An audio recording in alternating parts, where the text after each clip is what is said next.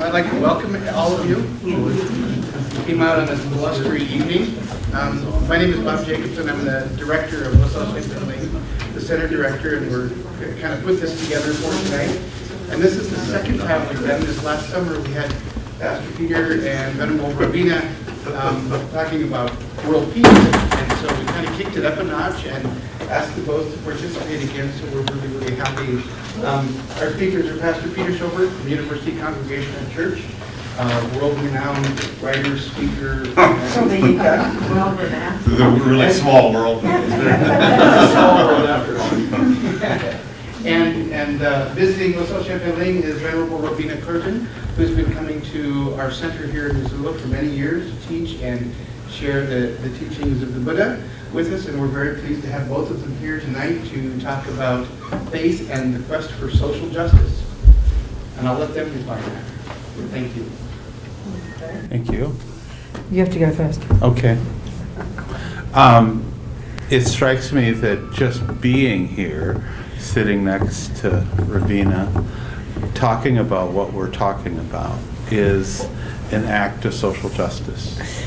Because we live in a world of such deep distrust between different traditions that just by sitting here together and by all of us joining together here, this is an act of solidarity with a vision that goes beyond us. And these kinds of gatherings sadly don't happen enough. So tonight we are about a vision of peace. By sitting here and talking and getting to know each other, we are embodying social justice. I laughed before I came over here. I was at my church and we had a meeting, and then upstairs there was a gathering going on every month for, I don't know, 15 years. I think we've hosted a dinner every month for HIV positive folks, their family and friends. It's just something that some of the folks in the congregation do. Mm-hmm. And they said, "Oh, you should come to the dinner tonight." I said, "Oh, I'd love to, but I'm going to go speak on social justice." And I kind of paused and I said, "I'm going to be using words, but you folks are infleshing that." But we're kind of infleshing this too, because we brought our bodies here on a night that's cold, and this isn't something that our world gets its head around and its heart around enough. So I want to thank you for coming out, and I want to thank you for sitting next to me. Well, thank you, Peter. I'm happy to be here. So talk now. No, it wasn't enough. You have to say more. Say some more. Come on. Well, one of the thoughts, I've been reflecting a little bit about this evening, and you go into your own story a little bit of how you find yourself speaking about social justice and how your journey of faith had something to do with that. And one of the realizations that I had, and I don't know that I thought about it this way before, but I realized that I didn't so much come to Christianity and then find a way with social justice. In my life, it was more that I knew deep down that social justice was an important part of my life, and that's what led me into my faith.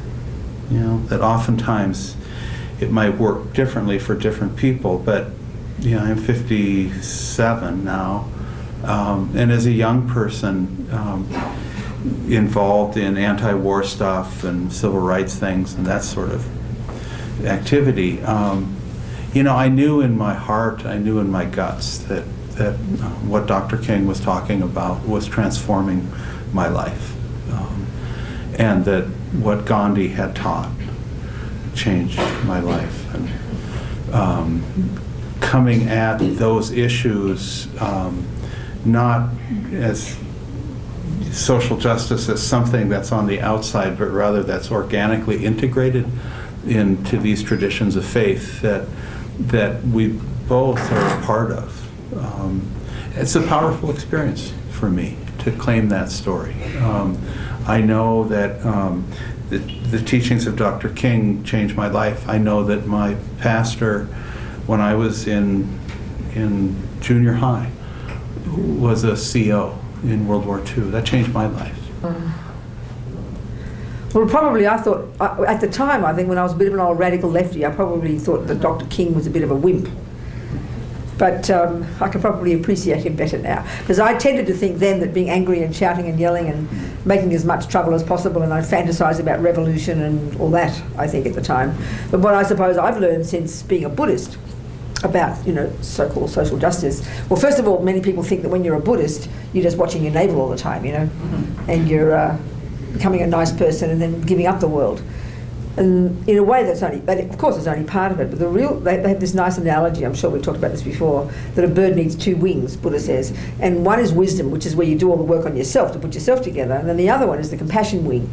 And my feeling is that's the political wing. That's the social justice wing. That's what you put your money where your mouth is, And so my biggest learning in this, working as a Buddhist, but in particular working with people in prison, is learning about how to change the world but not be angry, change the world but not blame. And I know when I was an old lefty, a radical lefty, you just completely feast on blaming. You've got to have someone to blame. You've got to be angry with somebody. And even in fact at the time, I couldn't even imagine doing what I was doing in a way without being angry, which is why I probably thought Dr. King was a bit of a wimp, or Gandhi was a bit of a wimp, But what I've learned as a Buddhist, since being a Buddhist, that somehow you can be strong and really stand up for something, and you don't have, but you can do it without being angry. And I think that's a really big learning. Because I think one time the Dalai Lama was asked by some journalist, he said, well, anger looks good, it seems to give you the energy to do things. And that Dalai Lama said, I know what you mean, but he said, when it's only angry, it doesn't last. But when it's coming from compassion, you never give up. And then I even remember one time hearing, actually, recently about Dr. King, he said something like, it's okay to be angry, meaning it's okay to find fault, but instead of just, and I'm now going on to about, instead of jumping up and down and yelling about it, you then say, what can I do to help? And I think that's the key to it. That's really the aspect of what compassion is. You see something wrong, and then you have enough courage to say, to realise it's wrong. You've got to know it's wrong, but not to be angry, but to then say, what can I do to change? And then I think everything comes from this, And I can see that certainly working with people in prison. I mean, there's every reason to be critical of American prisons, for example. I mean, I've heard recently, a couple of years ago, reading The Economist, that the United States has 5% of the world population, but it has something like 25% of the prison population, which is a bit of a sobering kind of number, And it's very easy for me, all those years I was working with people in prison for 14, 15 years, it was so easy to be angry, so easy to get very kind of arrogant and angry and pointing fingers and shouting and yelling. But it was so clear to me that would have exhausted me. It couldn't have sustained me, and nobody would have listened, So the thing is to be able to see what's wrong, and then to find a solution, to do something. But I think the other thing I've really learned, because the world is so terrible, because there are so many bad things happening in the world, you can say so much injustice, that no matter how much you do, it doesn't seem it's changing, Sometimes you can be very depressed about it. But my feeling is that when there's not much anger, but when there's more perseverance and when there's compassion, then you do every tiny little thing that you can do, you be happy with that, one step at a time, one small thing affecting one human being. That I think is something really powerful. I know when I was an old radical lefty, it was all very big kind of broad strokes, dramatic, changing the world ideas and demonstrations and big placards and things. But then it was in the 70s, and a lot of the work I was doing, interestingly, was also with people in prison. Was at the time of the Black Panthers, supporting all that movement. And then I remember 30 years later coming to the States, plus more than that, and starting to work with the same prisons, the same people that I used to think about and talk about back 30 years ago when it was all to do with the Black Panthers. It was a completely different whole thing. It was where there's much more patience and dealing with people one-on-one. It wasn't this broad stroke trying to change the system. It was helping human beings change one step at a time, So I think that even though it may be looking invisible, there's no stories written about it, but if you're helping one human being and that human being can help another human being, and then it can spread this way. That was something I learned from him. So just to do it with courage, but never give up, but to do it one step at a time. And to do it with a strong measure of humility. It's got to be, otherwise you go crazy. It's true, isn't Yeah. it? It's got to be strong, but humbled. Yeah. Humble doesn't mean weak. I think that's the point, isn't it? And to do it with a good measure of joy, too. I remember my primary theology professor in seminary was actually a pretty well-known theologian. His name was Robert McAfee Brown, quite a peace activist and whatnot, and became a real well-known North American proponent of what's oftentimes called liberation theology, which emerged from the South, from the underside, from the poor. But he would oftentimes say, if you're going to do the work of peace and social justice, and if you can't do it with a measure of joy, it would be much better for you and the world if you didn't do it. You know? I think it's true, isn't it? I think it's very true. It's like that two-wing analogy. That's right. If we don't have, if it's all just about outward activism, and if there's no inward compassion or love, whatever words we might use, that's a broken winged bird that's unable to fly. It's true, isn't it? Langston Hughes once said. No, it's true. And we do forget that in the social justice community, and I find this to be a very hopeful time, because I think we're in a time of reclamation. You know, it's not just about going out there and doing things as actively and sadly as violently as that can be too. This is a time where I think people are understanding, oh, there's more to this, you know, now that we're, 70 years out from Gandhi and 50 years out from King, maybe it takes us that long to understand that the nonviolent embrace of our enemy isn't just something you hear about once and agree to. That's a lifelong pilgrimage that we all are called to make. And we never quite get there, but we are called to join together and journey in that way. And we can do that as Buddhists and as Christians, as people of whatever faith tradition or non-tradition. And I think people are starting to get that. The social justice isn't only oppositional. That true social justice is broader and deeper than that. Jewish folks talk about the call to shalom. It's oftentimes talked about as being the presence of justice with compassion and with love. It's very broad. It's not just about, storming the Bastille and throwing the bastards out. It's more than that. It's the nonviolent embrace of our enemies. Which is, I always think when it comes to issues of faith that our reach needs to exceed our grasp. And I'll never get to the point of being able to wholly embrace nonviolently my enemy, but I always want to have that in front of me. That's a guiding principle that can invite me deeply into the cause of social justice, but it can allow me to do that hopefully with some sense of reverence and integrity, as hard as it is. And I can't do that alone. I need a community of people around me to help me in that way. So what would you call what would you call the work of helping people, helping others, helping sick, helping dying, helping your next door neighbour? Is that not social justice too? Oh, absolutely. Yeah. I think that is social justice. I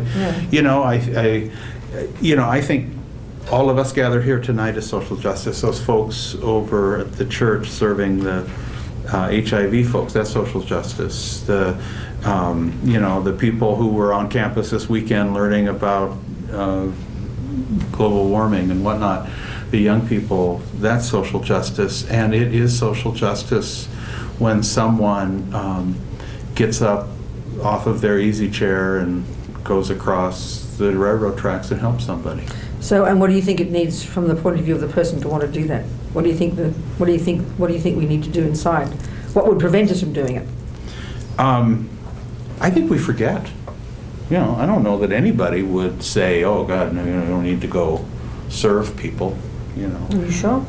Well, I mean, you know, Dr. King said anybody can be great because anybody can serve. Maybe there are folks who are, you know, philosophically opposed to compassion, but far fewer than I think there really are. Are you sure?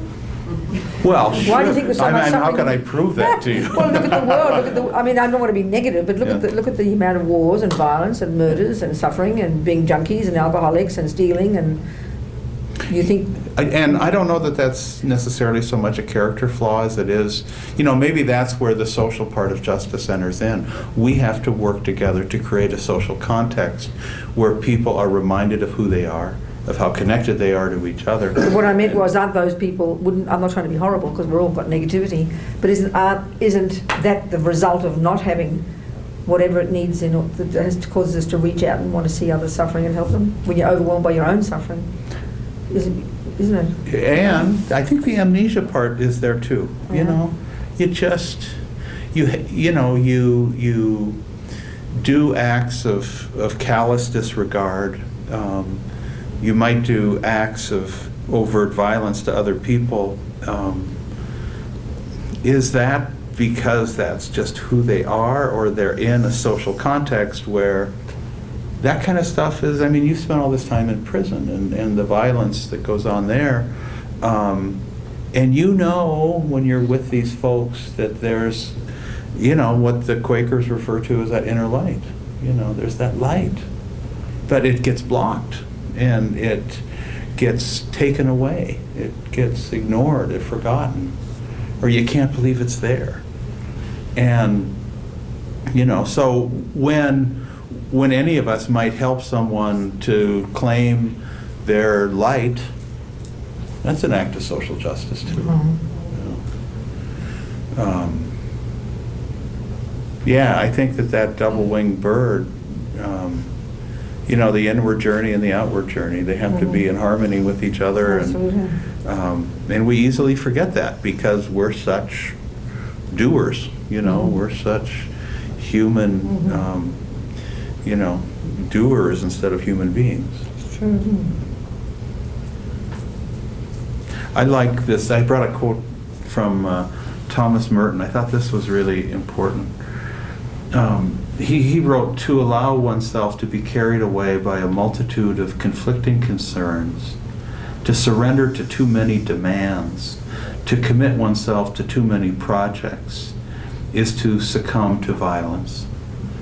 The frenzy of our activism kills the root of inner wisdom, which makes work fruitful." To have a sense of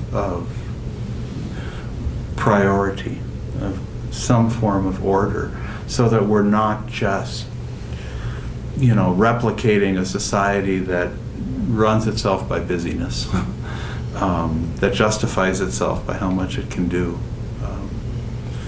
So coming in and coming down,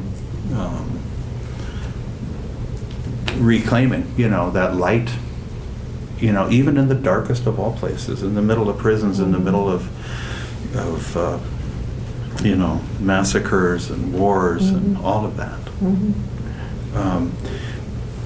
And isn't that maybe the core of what faith is, you know, of any of the world religions, you know? How can we make that light shine?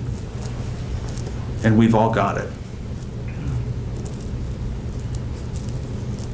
I think you're right. What about you people out there? Ask some questions or say something.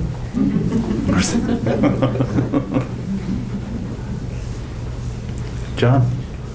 I'm wondering, my wife and I attend Peter's Church, so we're coming from that background. I'm wondering in Buddhism, I wonder if you could help us understand it in relation to how most Americans would understand Christianity, at least socially. Yeah. That you have a whole evangelical fundamental kind of direction, two-sided, on one end of Christianity, where there's less focus on social justice and outward in some ways. And you have the peace and justice movements in Catholicism and Eastern Protestantism, oversimplifying here. Yeah. But it's kind of different. I wonder if Buddhism has as many varieties as we do of Christendom, and if some of them are turned away from what would seem to many of us to be peace and justice concerns, or if all of Buddhism has that, but we just don't see it. I mean, how is Buddhism like or different than Yeah, it's interesting. I know. Yeah, exactly. Let me think about it. Well, first of all, there's no, I think the numbers are much less. Would they not be? Whether it's just in this country or in the world, I think there are far less Buddhists than Christians. And in some countries, okay, there's two main tracks of Buddhism, and there's some Buddhism, for example, that's practiced in Thailand and Burma, where mainly the emphasis is when you become a monk, you go up to the mountains. You go into that mode, and you don't often. Occasionally, there are some of them who would then be involved in the world, but not often.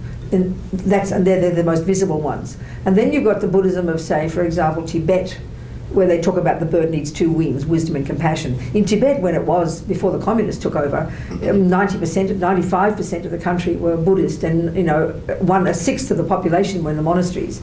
And the emphasis there was on the monastic life, but still there was it was just naturally part of their world that was action and compassion. It was just the way it was, And I'd say Buddhism in the West, for example, in this country, in Australia, in Europe, I'm travelling around all the time now, there's an enormous amount of emphasis on action.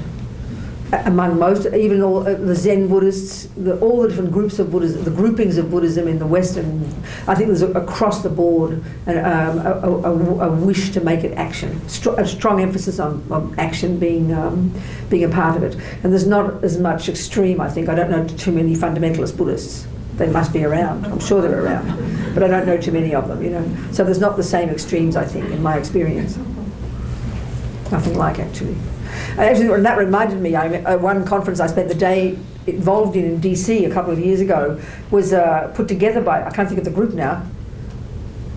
I think it was a group of Christians who were so fed up with the fundamentalists getting all the limelight, that it was people who are involved in social activism. Just a half a day, and it was wonderful to see. There were the Muslims and the Buddhists and all across the board, lots and lots of wonderful Christians, all doing their own little thing with prisons, with this, with that, with racism, with poverty, with AIDS. It was very encouraging to see it. It was very nice, actually.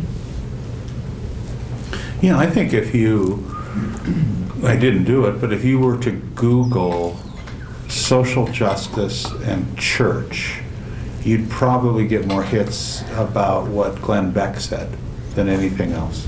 Glenn Beck is a very right-wing social commentator who, a year or two ago, said, if your church is talking about social justice, run away. Because this was just anathema. This is... Because you're trying to make it more communist or something. Yeah, and it's that notion, I think, for a lot of people in contemporary America who align with whatever flavor of fundamentalism that they might connect with, that marriage between social justice and theology is anathema. They can't allow for it, because if you allow for that, their system would tend to disintegrate. So what's their position then? Well, I think that it's that notion that, it would emphasize a very individualistic religious path that is married in ways between, with capitalism, that it is a sort of a secular faith that has a very, very heightened pietistic veneer, but within that, there's a huge embrace with, consumer-based militarism. So you mean the people who are members of those churches don't help people? Is that what you're basically saying? No, I don't think Not that saying they. that. No, I'm not So saying they that. wouldn't at call all. it social justice then? But you wouldn't use that word. Oh, I see. Those Okay. words. Yeah, I see. because justice implies Okay. some degree of, at least in a Judeo-Christian tradition, some form of allegiance to what the prophetic message the prophets of the Old Testament were talking about in terms of economic justice, justice for the stranger, Oh, I see. justice for the widow, justice for all the marginalized people. And when you're tied into sort of a capitalist militarism, social justice is not good news. You see. have to exclude that from your lexicon, and you have to demonize it as being something bad. You know, in my particular tradition, the denomination I'm part of is the United Church of Christ, which was the denomination that Obama was a part of before the whole flap with Jeremiah Wright. Remember that during the election? Jeremiah Wright was brought up in that tradition of the Black liberation theology. Right. He uses that language, which it was very easy for mainstream media and right-wing religion to demonize. Of course it was. And so you know, I've met Jeremiah Wright. He's a great guy, and the work he did at his church in Chicago was nothing short of, you know, amazing. But you know, you demonize it. It's like, oh, he's a radical. That's You know, right. he hates America, and so. You know, when we gather and talk overtly about social justice and our traditions of faith, we have to know that even by doing that, we're doing something a little bit countercultural and subversive in a lot of people's minds, which is incredible considering a generation ago this wouldn't have been thought of as being. Exactly. Anyone else? That opened up a lot, Peter, I think is what you're saying there. And it just kind of, when you look at our history in terms of King, where he, you know, started, and he was obviously doing social justice, and it started as a fractional piece, and then but it really caught on, and it became universal enough so it really changed some things. And when you currently, I mean, where we are today, in a way, is so much more dispersed, and it's when you kind of follow the money, you know, in terms of where the social justice piece is sort of fixing pieces that are broken. And what King was able to do is there was a wave that brought tremendous support from everyone together to have change. And it's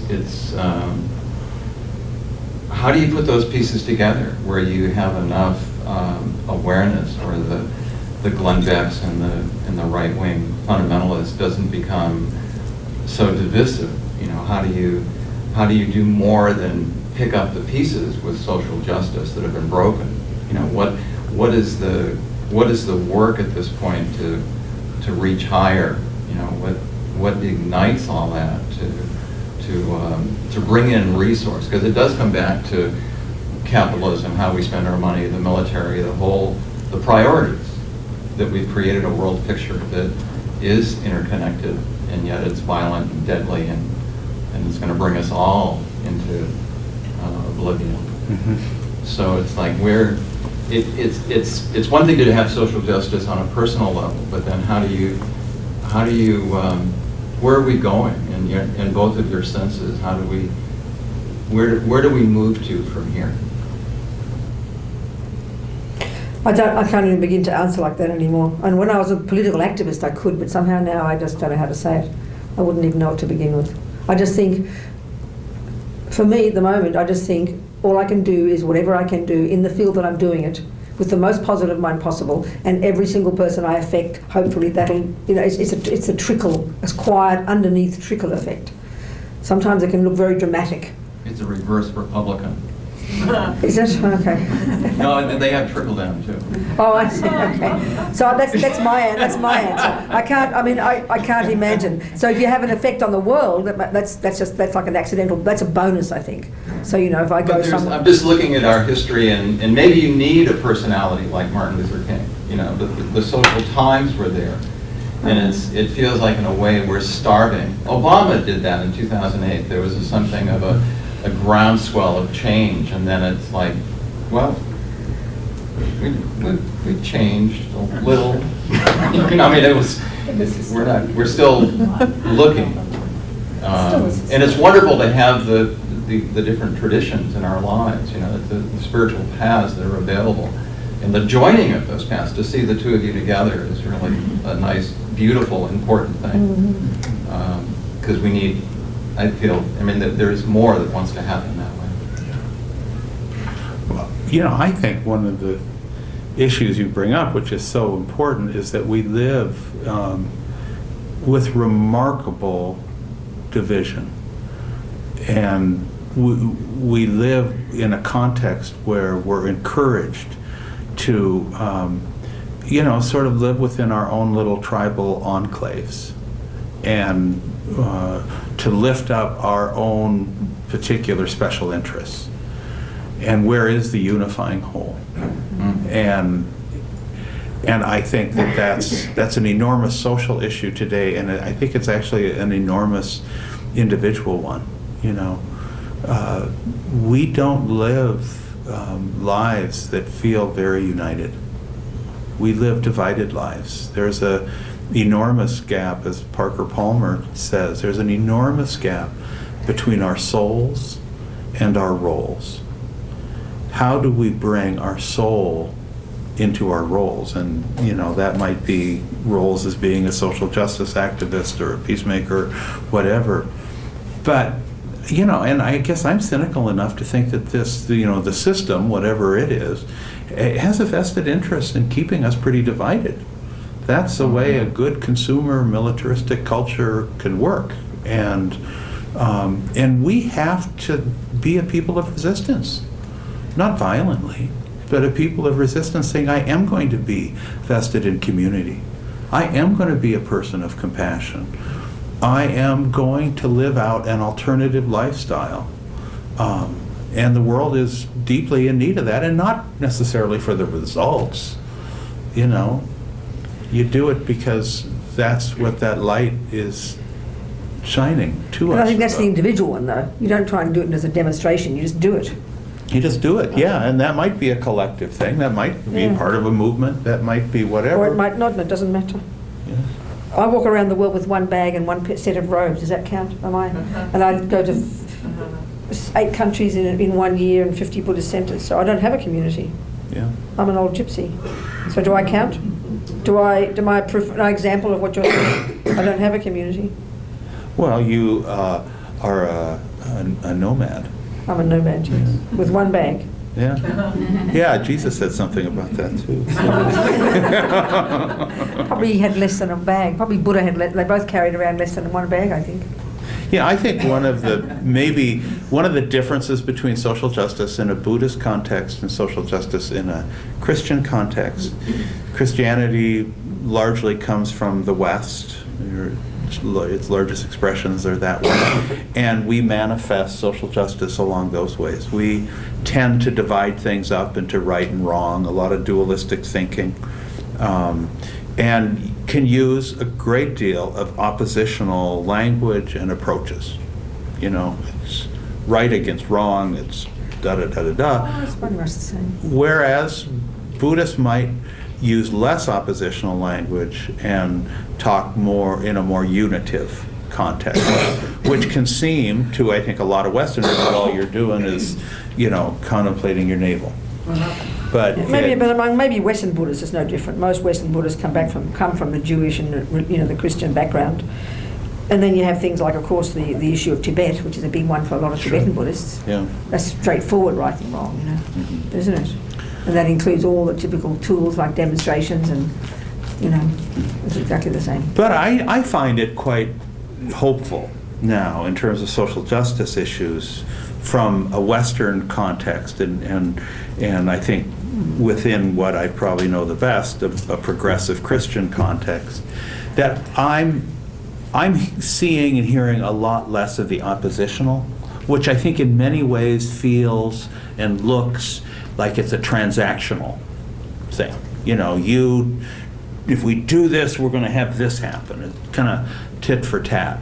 And I'm much more gravitating towards not so much a transactional approach, but more of a transformational approach.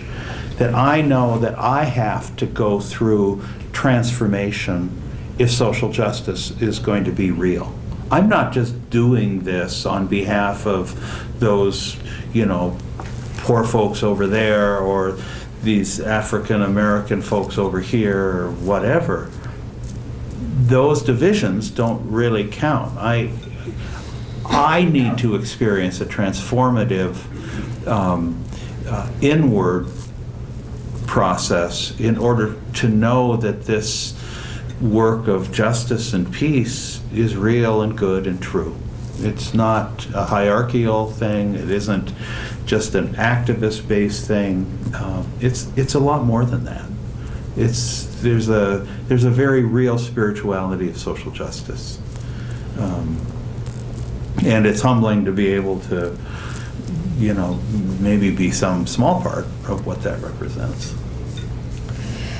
I suppose you're just saying you've got to work on yourself. That's the wisdom wing and the compassion wing. You can't just go out there being arrogant and trying to change the world. You just got to, if you don't change yourself, you can't do, it's like we talked last time about peace.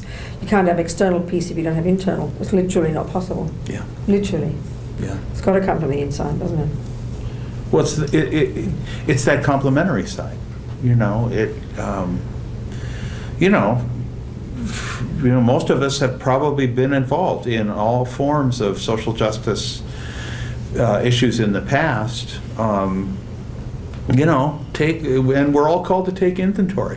Were those processes something that went beyond us? Did they create within us a deeper sense of peace, of being connected to the whole of life?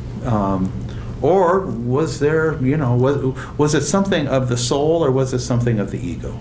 And I think it's awfully easy to get involved in a lot of self-righteous stuff of the left as well as the right.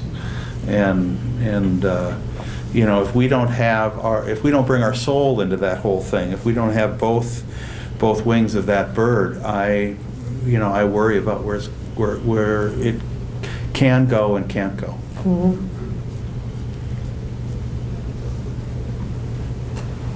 Somebody else? Mayor, I think what you were getting at earlier is that it's a lot more convenient for individuals to accept the lie than to work towards the truth. Mm.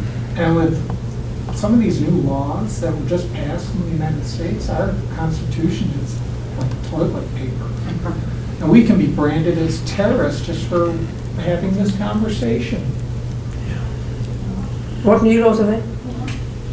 What are they? Oh, they can, without any kind of charges, they can take you, throw you in a prison cell and have no due process, nothing.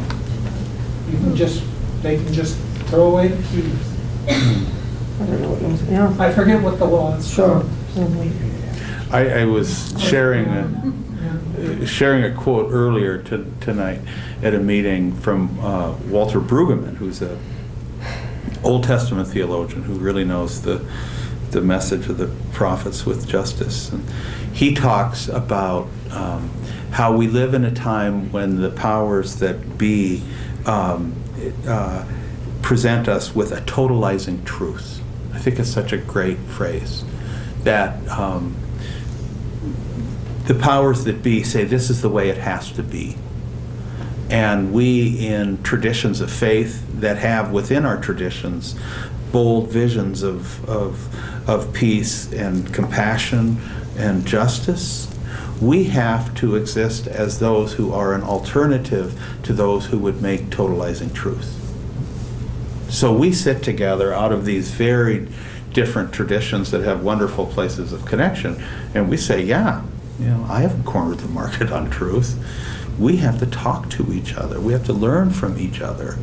We have to, I have to convert Ravina into being a better Buddhist, and she has to convert me into being a better Christian. And it's going to be a lot harder for me than you. No, I'm kidding.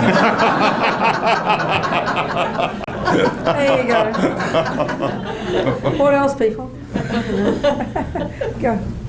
Do you have any experiences from being in prison that would surprise us about what can happen in prison to people who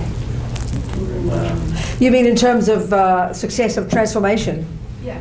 Oh, yeah, that one. Yeah, one thing, absolutely. Well, first it seems to me that people in prison are like the scum of the earth, aren't they? The bottom rung, even more than homeless people in some way, because somehow they're criminals as well as poor and everything.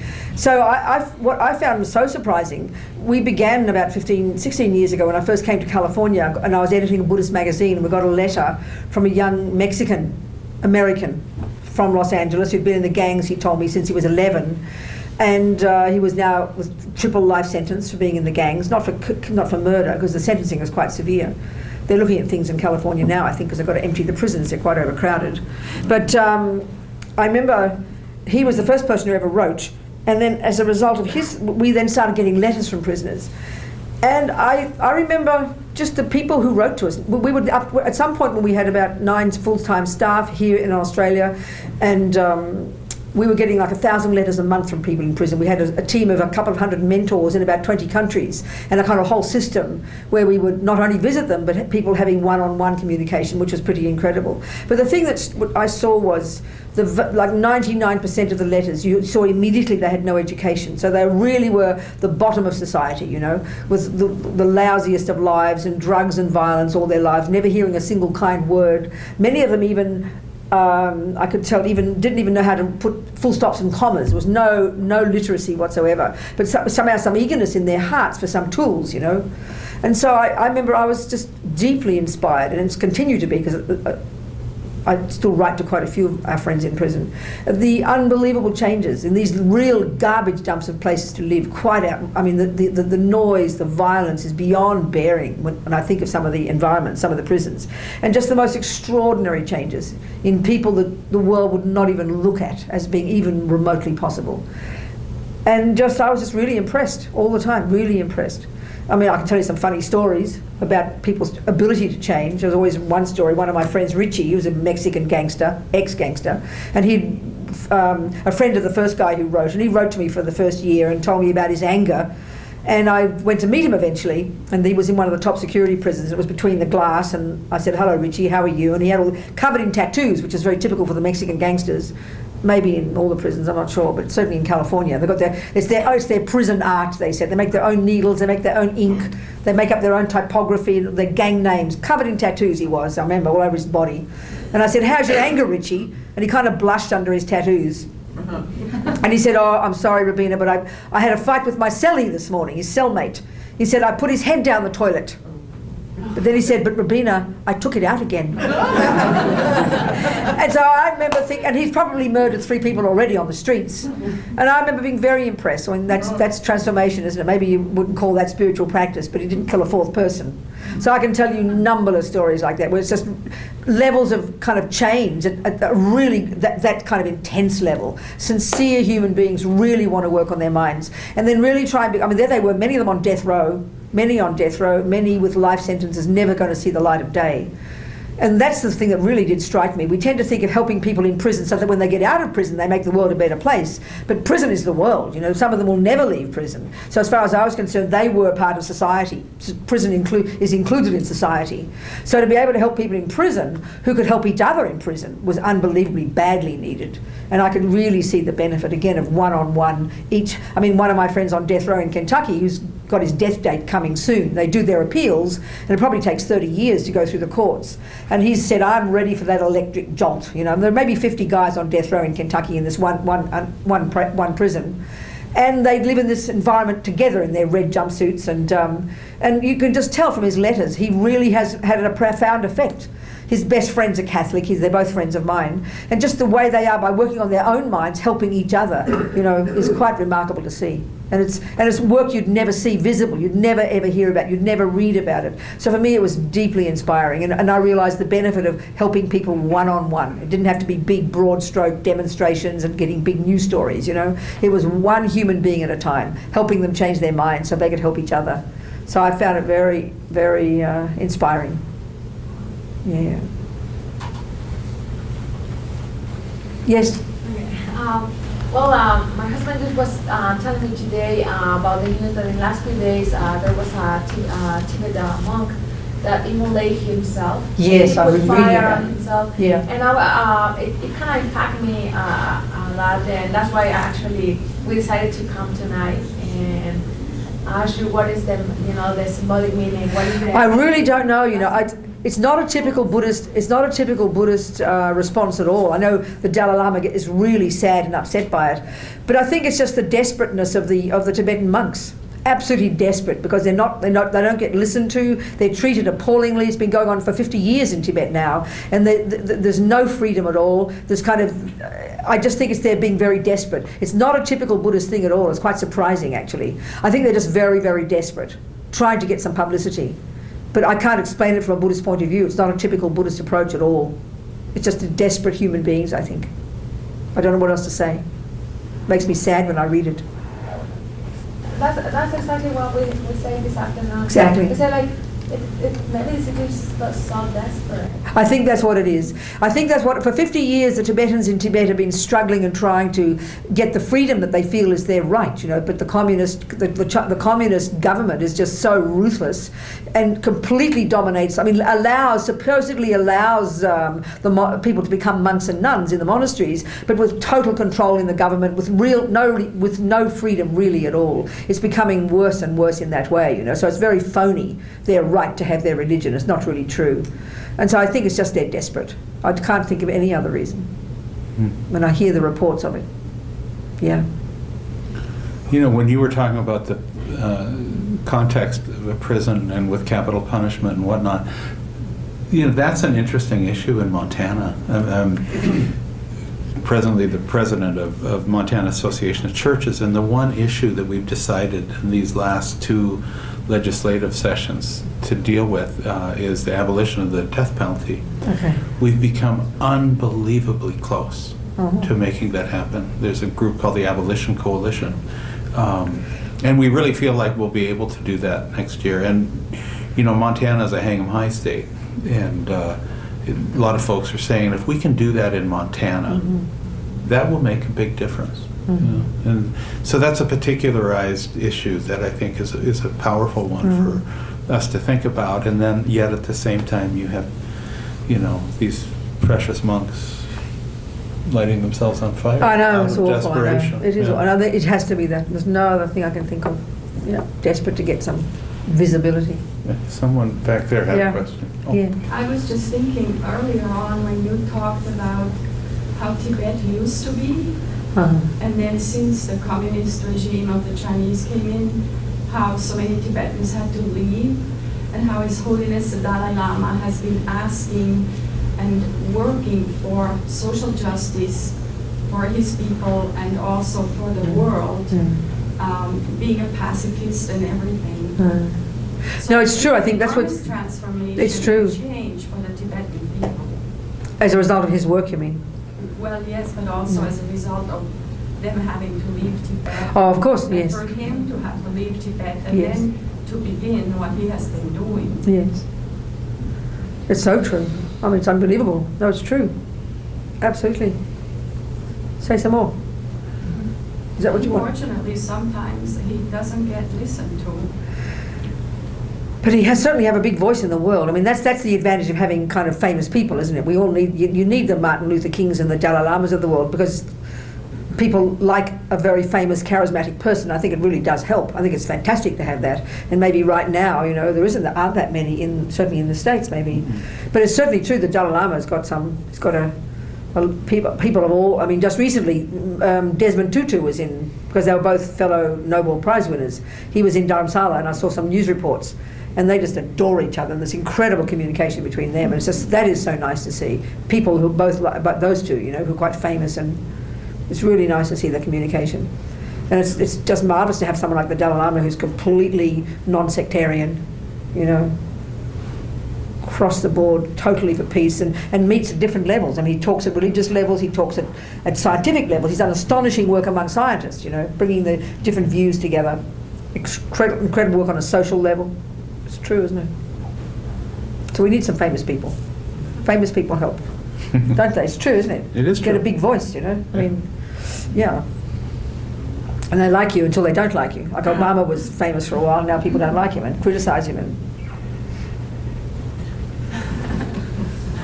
Peter, did you read about or hear Judge Malloy's speech last week to the Chamber of Commerce about the prison issue that Member Rubino was referring to, and so much of our population in prison? And basically, he was talking about how he has to treat somebody who I mean, the example he cited was like, he has to sentence somebody who has visited a child pornography site on the internet the same length of time in prison as somebody, a father who's actually like producing child pornography with his children, you know? I mean, he's like, this is ridiculous. So I'm wondering, you know, like the activism of the churches on the death penalty issue, which to me seems almost more like of a moral issue as opposed to a more moral issue than social justice issue. Whereas using our prisons to warehouse, you know, poor people basically, seems much more like a social justice issue, you know, than a moral issue. I mean, I realize they're both. And are the churches also working on that aspect? I'm just curious, like the comparison of those two as far as the attitude of the churches coming together on prison issues. Yeah, I wouldn't, you know, say that there's a willingness to work on something like capital punishment, but an unwillingness to deal with prison reform. You know, what we're doing in America with, you know, the number one growth industry, I guess, in America is you know, building prisons, and, you know, communities of faith have to be involved in that. You know, the notion that that we are warehousing people, that, you know, the color of your skin has a lot to do with if you're going to be in jail or not. Yeah, we have to do that. We have to do that. But one of the problems is when you start talking about that, when you really confront the forces of fear, which I think is what's creating this enormous industry of incarceration, when you confront the forces of fear, it's very easy to be silenced. Of course it is. You know, fear is, you know, right up there with powerful human emotion. And, you know, if you want to possess a lot of power quickly, find ways to make people afraid. You know, so what's the counterbalance to fear? Wait, why doesn't that work with global warming? Well, yeah.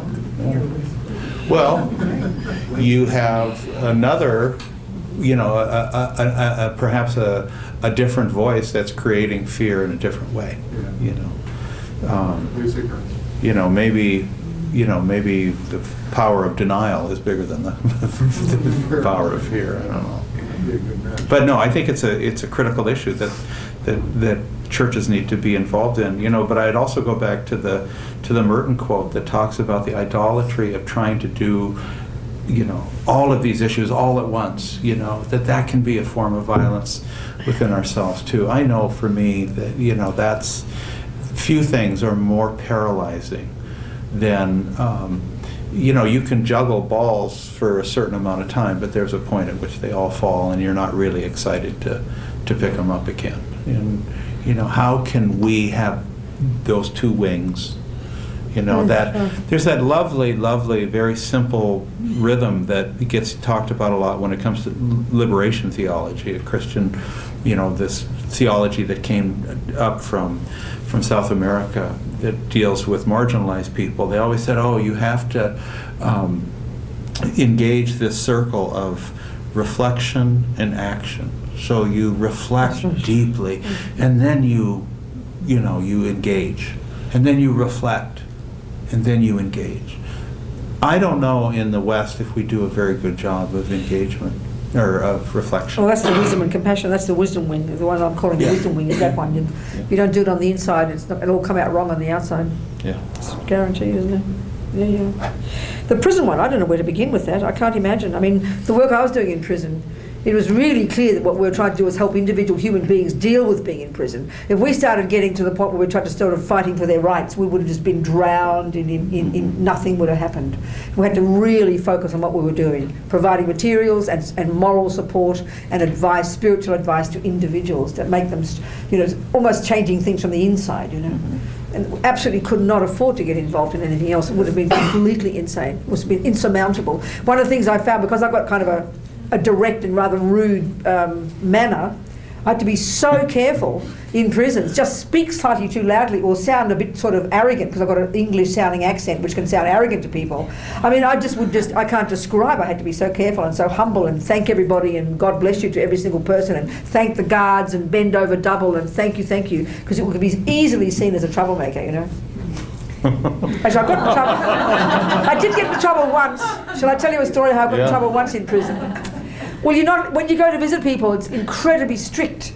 You go through all the security, and in some of the prisons, ladies are not even allowed to have wire into their bras, And so one time I forgot you weren't have this, and they go to all these series. You have to go on a bus, and you get somewhere. Then they check, so you got to go back to the car. They give you a stapler remover, so you take the wire out, and you're not allowed to not have a bra. This is a prison, madam. I mean, even though I'm sort of 110, but they didn't mind that. So I had to go to the car. Then I missed the bus, and the time is running out, and the guys are waiting. I'm so anxious. It's 3 hours drive, and there's so many obstacles to get to where you have to be. So I get into the line again, and this time I almost get to the door. There's 50 people lining up, and it's nearly always women visiting. It's very rarely men, And you're incredibly polite to the guards. You can't afford not to be. And I took the things out of my pocket and put them in the final little security thing, and I forgot I had a $5 note. And you're not allowed to have $5 notes. You can have dollar notes. You can have up to 30 of them to put in the machines while you're visiting somebody for the food, And I forgot I had this $5 note. And they said, take that and go back and put it in the car, which meant another bus drive back. And I said, no, please, I beg you. I said, can I put it over there? You keep it for me. No, you can't do that. I said, can you put it? I'll put it here. And everywhere I turned, and then I decided I just about was going to eat it, swallow it. Nothing could have happened then. And then I saw a tissue on the ground, and I thought, okay, and I tore it up. And I threw it on the ground. I said, look, it's trash. And she said, that's a felony, madam. So I remember then I kind of completely lost it. The wicked person in me came out. And I started I said, you Americans are pathetic. I'm being so rude. I've got an American passport, by the way, but I didn't sound like an American. And I could not believe it. And I thought she would just give up on it, But they ended up taking me out, putting me in the bus, sending me back. And then the bus driver got mad at me, and then they suspended me for 3 months. But I had to be so careful, I tell you. And then I had to write terribly apologetic letters to everybody. But easily you could lose. If you lose the plot, you're finished, completely finished. It was the only time ever in 15 years. My $5 bill. I wonder what would have happened if I'd swallowed it. That's a felony as well. That could be a felony. That's a felony. Yeah. Probably. Anyway, what else, people? Anybody else got something to say? Yes. Rubina, could you speak to the differences of sanity and insanity Good Lord. in the human being? Because we're trying to solve problems. There's so many problems In the world. You're saying if you don't have it together inwardly, it's going to come out sideways. That's right. So we got a bunch of outside, sideways problems. Yes. That's We're what very I'm outside. talking We're very. about. It's true. In order for it not to come out sideways, I think the key is you have to be flexible in. Well, the way they talk about it in Buddhism is don't have too much neurotic attachment, because when attachment doesn't get what it wants, that's what anger is. So this is the way the Buddhists would say it. So if you can be very noble and want to change the world, and this is what I remember when I was an old radical lefty demonstrating and trying to change the world. The nobility of me, the altruism was definitely there, but I have bucket loads of attachment to my view. So the moment I met people who didn't agree with it, that's when the trouble started. Angry and shouting and yelling and arrogant, and that's what was destructive. So having a view, being clear what you're trying to achieve, but the flexibility so you don't lose your own mind, so you don't get out of control when things don't go the way you want them, because they probably won't go the way you want them. So you've got to have a lot of flexibility, I'd say, and a lot of patience. But patience meaning kind of courage to face the obstacles, not sort of suppressed anger kind of patience. Patience and perseverance, never giving up. That I think. And that can only come if you work on yourself. I mean, there's no way I was capable of that when I was in my 20s. It was only since I became a Buddhist and was using my spiritual tools that it's given me some internal kind of sanity, you know. So that just can't come overnight. You've got to find your own methods. It doesn't seem to be a very, very popular thing to do. What's that? Working on your own mind? Dealing with your own stuff. No, it's not, because it's easier. We love to look at the outside world. Sometimes we like many people, even it seems to me, who have a real compassion attitude. Oh yes, all the suffering is out there. Oh, but I'm not suffering. But they can't handle their own stress, and then they end up having mental breakdowns or burning out. It's the same type of thing, I think. We've got to see we've got stuff inside that we've got to deal with. It's easy to romanticize almost and to dramatize, and it's very true. There is incredible suffering in the world. But if we're not equipped as a tool to handle it, we will give up. We will give up, or we will do it wrongly. So we've just got to, we've got to make the tool a better tool, using whatever methods we can. And sometimes that's really hard, because you've got to be very humble to do that, like you were saying. I have a dear friend who, a pastor, and she, has been a social justice activist her whole life, and she oftentimes talks about the most powerful prayer she's ever heard, and she uses it a lot in her own life, in terms of when you're dealing with folks that you don't agree with. The prayer is, "Dear God, bless them, change me." And so to live in that way, where you refuse to put on the crown of righteousness all the time, where you refuse to put yourself in an oppositional corner, where you're opening yourself up to the ability to self-criticize, which very few people are willing to do. But I think that's one of the great gifts of faith, because I think all faith traditions on some level are inviting us into, that place of compassion, that place of humility, that place of non-arrogance, that place of the active love of your enemy. Love of enemy is a horrible thing to have to try to do, because we never can completely do it. But especially if it's yourself. Yeah. And oftentimes we do. We have self-loathing. I mean, go to any prison. I think there's a lot of that. That's right. How do you get people to, how can you embrace the enemy within yourself Sure. and love it? That's crucial, yeah. But one of the things I found, certainly working with people in prison, because of the obstacles of prisons, the bureaucracy was just beyond what you can imagine, just immense, all in the name of security, that it's actually counterproductive. When we can start to realise that your own neuroses and your own stubbornness and your own arrogance are just totally counterproductive, and you will not get what you want to achieve. So as a tool to get exactly what you want, you've got to be infinitely flexible, infinitely capable of, it's like almost you've got to seduce everybody to do what you want, which means being kind to people. You understand what I'm saying? I don't mean it in a negative sense. If you're going to start arguing and standing on your high horse, forget it. You won't get what you want. So it's to our own advantage. And this is something, even from the Buddhist point of view, as working on yourself, when you start to realize that your anger and your depression and your arrogance destroy you, then you can really start to change. Forget about any righteous reason for trying to change. What do you mean I'm supposed to not be angry? Just see how it hurts you. I think it's a very practical thing. But that reminds me, actually, of my friends in Kentucky. Mitch, the Buddhist guy, Leaf is the Catholic. They told me about this old Catholic guy who used to come visit them, who 30 years before, his own daughter had been murdered, and he was, of course, full of grief and full of rage. And he said he went finally back to church, and he said it took him 30 years to realize that the real reason he was suffering wasn't the death of his daughter, it was his own rage.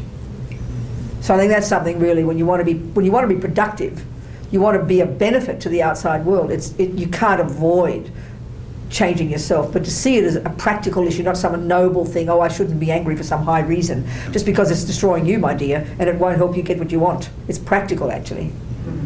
But it's a tough one. Yeah. It's not easy. Well, I find this image, I think I might have talked about when we were together last summer, I just find it so intriguing that I always try to remember, sometimes it's just called the third way, sometimes it's called Jesus' third way, it can be called a lot of things, but the ways of the world, the first two ways of the world are to either fight or to flee. We all do that in our own ways. The third way is that nonviolent embrace of your enemy, who might be yourself or could be someone outside of you. But how can we develop spiritual disciplines whereby we're living out that third way as much as we possibly can? Well, I think the key to that as well, I think the key to that is this one, that when I can see that my anger and my arrogance harms me, and I look at somebody else, that's what's harming them, then you can afford to have compassion. If you can't deal with your own, you can't deal with somebody else's. It is literally impossible. But when I know it's harming me, my anger, I can see the other person out there harming others, it's harming them. Then I think that's a basis for compassion, don't you think? Yeah. You know, And it goes back kind of to the golden rule too. what golden rule is that? I can't remember. It's been said in every tradition in different ways. Do unto others what you. Oh, that one, yes. Yeah. Yeah, that's right. That one, that's right. John. I've heard it said, and you mentioned the word suffering, that a Buddhist way of looking at the world is all life is suffering or all life involves suffering. Uh-huh. It seems like that could be seen as a downer, like you just look around and see suffering Sure. everywhere. Yes. It could be sort of depressing. Sure. And so I wonder what the role of hope or how a I Buddhist understand. view of hope is Absolutely. related to social Yeah. justice. Well, the context, okay, in relation to social justice. Okay, well, the broader context in the spiritual sense in Buddhism is Buddha's assertion that every living being has this innate potential to develop to a stunning degree. They'd say to be enlightened. So meaning highly developed spiritually, meaning rid of all the neuroses and the ego voices and full of compassion and wisdom. That's really Buddha's fundamental starting point. So that with us as a starting point, then you have this wish to look inside yourself to discover what it is that's preventing you from being this, and that's all the neuroses and the misery and the voices of ego, which from the Buddhist point of view are the source of my suffering and the reason why I harm others. So that's why the first stages of practice are all learning about what suffering is and what causes it. So if you stay stuck in that, you can get a bit depressed, yes. But the reference point for it is so that you can go beyond it. And as long as you keep that in mind in your own personal practice, and knowing that everybody else who's caught up in suffering, they've got the potential to be free of it, then it gives you courage and enthusiasm and optimism. Is that where the hope is? Absolutely. No, that's the point. Absolutely. If you lose sight of that, then you drown in your misery. It can easily... So it's a very hopeful... Oh, fundamentally. The point, Buddha's point is every living being has this infinite potential, and this is what causes one to never give up on oneself, but also what causes you to never give up on helping others. Yeah, absolutely. So it is hopeful, but is often not can easily be not heard that way. Of course, that's the reference point. This potential that every living being has. Yeah. And that's something I can see too, that without that kind of optimism, like working within the prisons, they were just nightmares, you know. I mean, they were just horrible, evil, ghastly, awful places. But I could never afford to be arrogant and criticise anybody, because anybody working there who's a guard and who's got arrogance and hates their prisoners, then they're suffering too. So for me, I'm not being patronising, but there was luckily for me, I was able to keep strong and optimistic in doing the work and be able to have some kind of compassion, at the same time be very clear in getting the goals that I wanted achieved, you know, not being sentimental about it.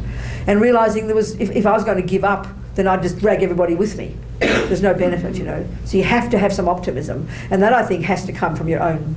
I'm not trying to say I'm so developed, but unless you've got some optimism in yourself about your own potential, you can't sustain it in the world, because the world is a suffering place. And you hear the commonest thing among people, even who are just doing nurses, just people helping dying people, helping sick people, people burn out. One of the commonest things you hear is you burn out, because we haven't learned the tools to really take care of ourselves. And so this analogy of the wisdom wing and the compassion wing, the Dalai Lama often says compassion is not enough, you need wisdom. It gives you kind of strength. Wisdom gives kind of iron to the compassion, so you persevere and you stay stable and you stay optimistic, or kind of like I like to say, you stay perky. Might as well stay perky, you know. Even if you're drowning, you might as well be perky. You understand? And that's got to come. You can't force that, you know. You've got to work on that one. Please. Yeah. There's a saying that I read, and it goes like this: you've mastered your life when things on the outside are less important than what's on the inside. And I think for me, in this social justice that you're talking about is, for me, to recognize who I am. And then in that way, I recognize who everybody else is. You know, and I'm not taking away from what you're doing, like for the prison people that are suffering, and for the poor people that are suffering, and for people that are with AIDS.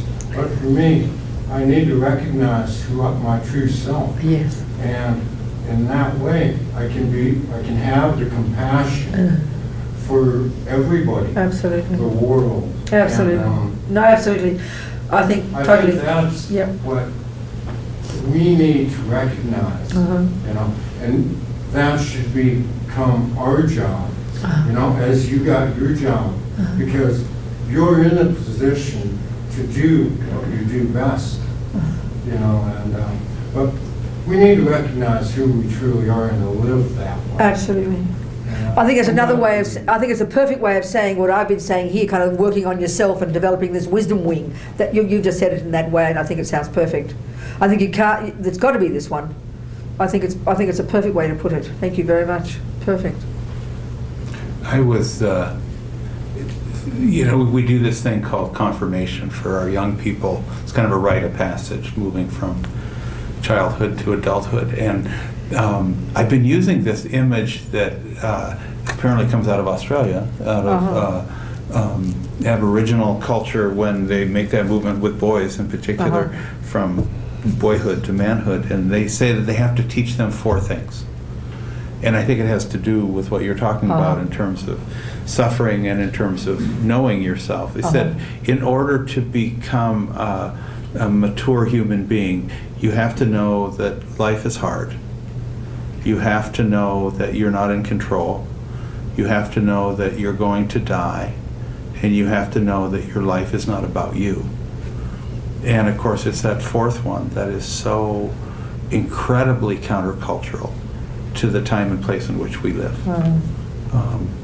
You know, it's no wonder that we have such a hard time with notions of unity, because we're so separated, and we tend to worship ourselves.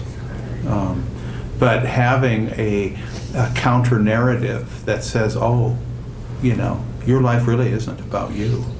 You know, your life is about something much larger than that. It's about the power of love. It's about being connected to each other, and that it goes on beyond us. And I suppose what that gentleman's saying is, when you know who you really are, then you can know that. Then you can. It's only you can know it then. Yeah, you when can be know liberated from That's your right. own self. That's right. Exactly. Totally true. I agree. Which, I mean, that's about social justice too. Surely. What other questions do y'all have?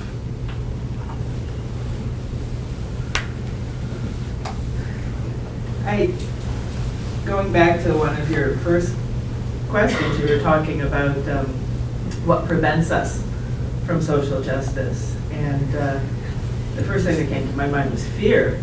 And then I've been thinking a lot this evening about how in the last 60 or 70 years, we've seen so many advances in telecommunications and transportation, cyberspace, that what used to be a community was something that was much more local.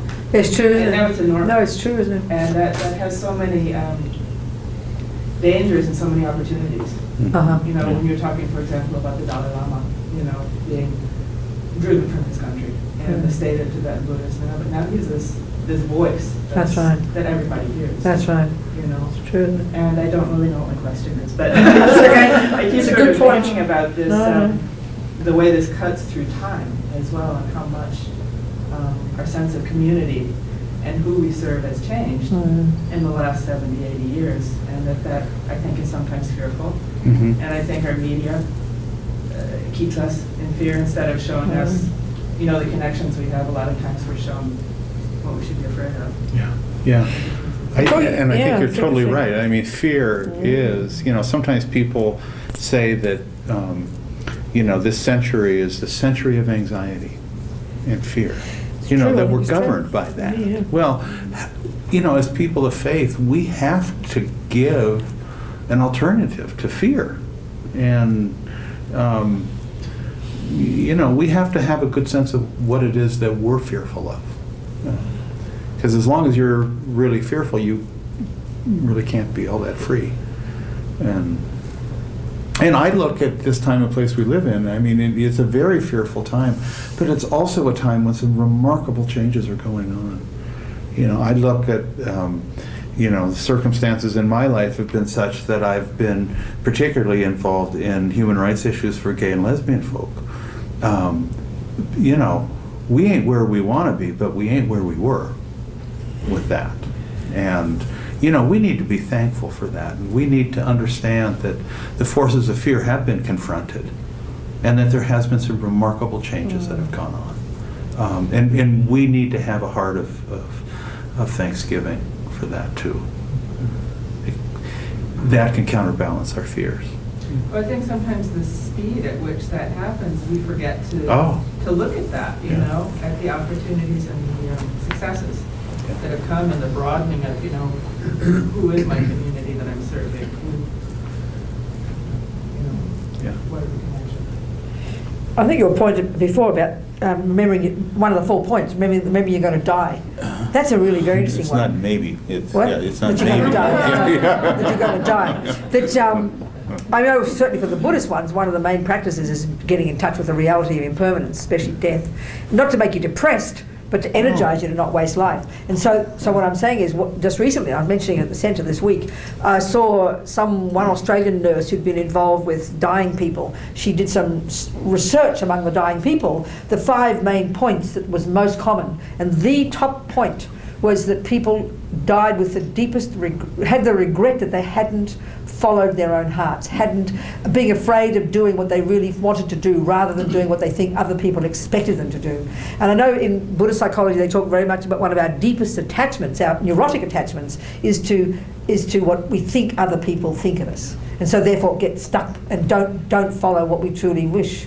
I think that's a massive fear. And so thinking about death, I remember reading Steve Jobs, when he realized he was going to die. He said it was transformative because he realized there was nothing to lose. So I think that's a massive point. At the most basic level, our fears of what other people think. Mm-hmm. Terrified of moving in case someone criticizes because we're craving so badly for this. Yeah. I think that's one of our worst ones. The most basic level.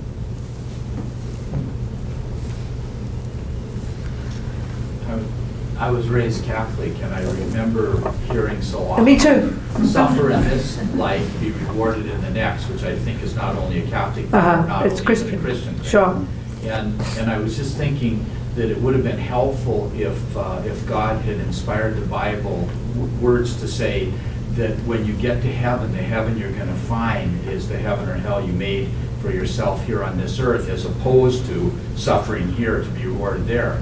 So if you suffered through this, heaven is going to be suffering. Mm-hmm. How do you mean? I'm losing you a bit. Can you say that again? A lot of our society, I think, put up with stuff or suffer through things or look for the reward or try and follow the rules so that I see. Reward. Yes. It's an afterlife or a next or a later or the future is going to be the reward. And even in Islam, the 70 virgins or whatever that comes about and everything. And it seems like religion doesn't always act as a very good corrective to focus back that this is where we make our heaven or hell for ourselves and for one another. Right. I think Buddhism, in a sense, tries to focus that better than Christianity sometimes succeeds. Interesting point. Okay. Sometimes it's called requirement reward religion, which is very transactional. If you fulfill this requirement, you get this reward.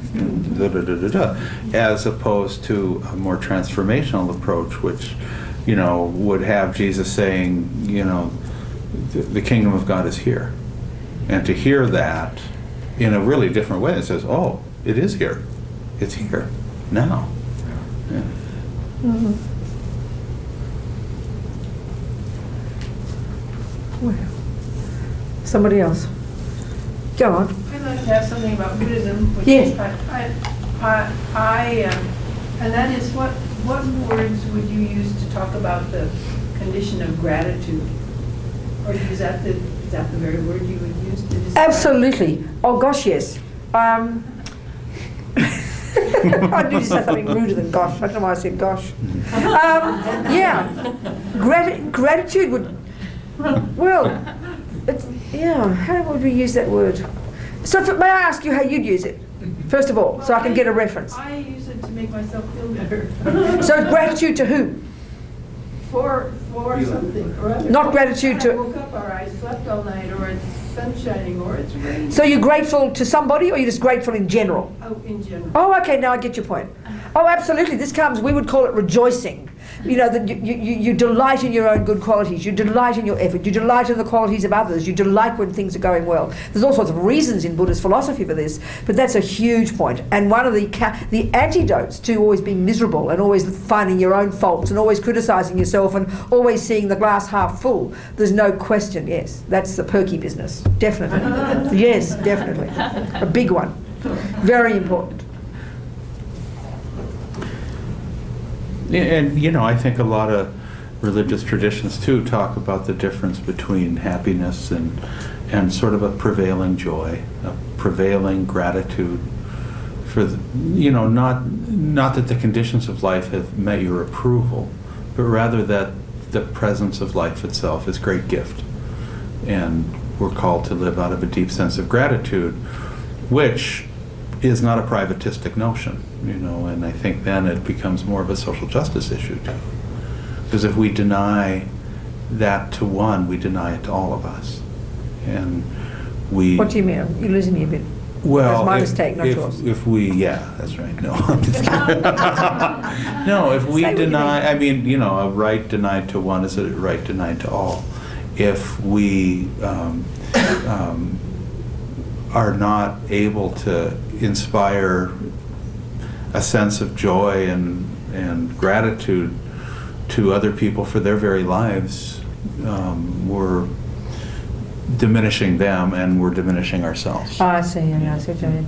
And I suppose I could say that to that one, thinking again about my friends in prison, where ideally speaking you'd think, well, you wouldn't want to live there, give me the key, I want to get the hell out, right? Because they're not pleasant places. But what I found among many of the people that I knew in prison who might be on death row or who had a life sentence, and it must have been so tough because they were really garbage dumps, really finding the way, working on themselves and practicing their paths, finding a way to even be content with that and joyful with what they have got even. I mean, that really needs courage, I think, because it's so easy to see how things can be better, But to know that if you can't, one of the ways they say in Buddhism, which is a bit scary, if you can change something, Buddha says, no problem, please change it. But if you can't, why worry?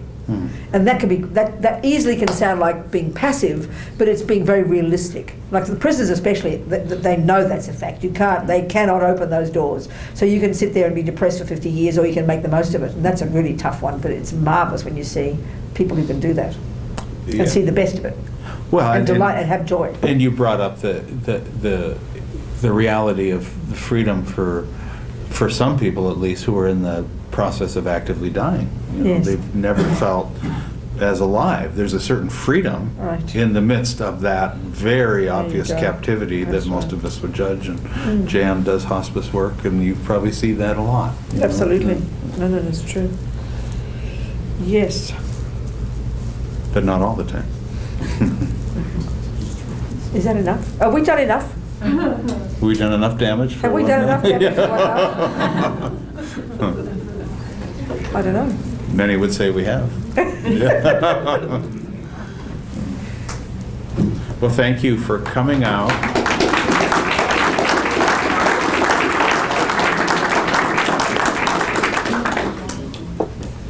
You've all borne witness to justice tonight, knowingly or not. Thank you, Peter. Thank you. Give him a kiss.